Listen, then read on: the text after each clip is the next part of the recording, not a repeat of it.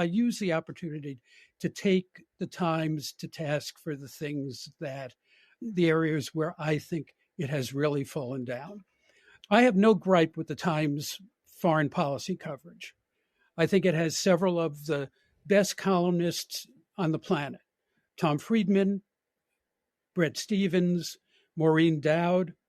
I've written for the Times a lot. Pamela Paul was my editor of the book review, and she is now a great emerging, voice of moderation on the op-ed page. But for 40 years, I watched the Times cover domestic policy issues, especially those that involved race, crime, poverty, sexuality to a certain point. These are, to my mind, the major issues that divide the country right now. They are the fodder from which the Trump movement grew. And in my experience, the Time has been terrible on these issues.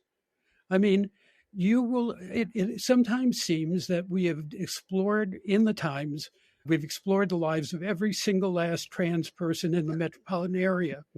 But there's never an interview with a Black minister who is uncomfortable with sexuality, who is against abortion, and is really concerned about crime. I can actually guarantee you that those people exist, but you never read about them in the Times. Not only that, without understanding, you don't understand why they have the mayor they have. That's right. I mean, you can't understand the politics of New York City. The reason why I live in a upper class Black integrated neighborhood now. I used to live in a working class Black neighborhood in Brooklyn.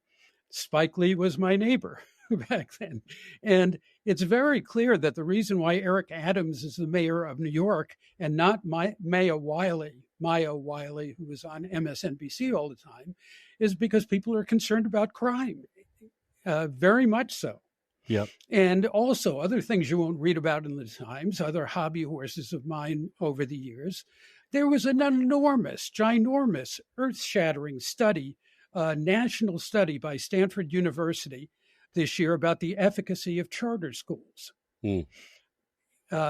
They do a lot better when it comes to educating poor Black kids. You didn't read a word about it in the New York Times. You read about it in the Wall Street Journal. And the reason why you didn't read a word about it in the New York Times was that the Times, domestic policy and especially labor reporters are in cahoots with the teachers' unions.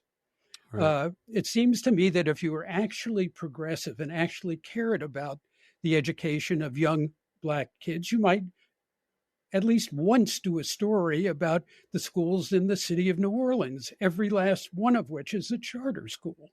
Right. And which are improving. Yeah.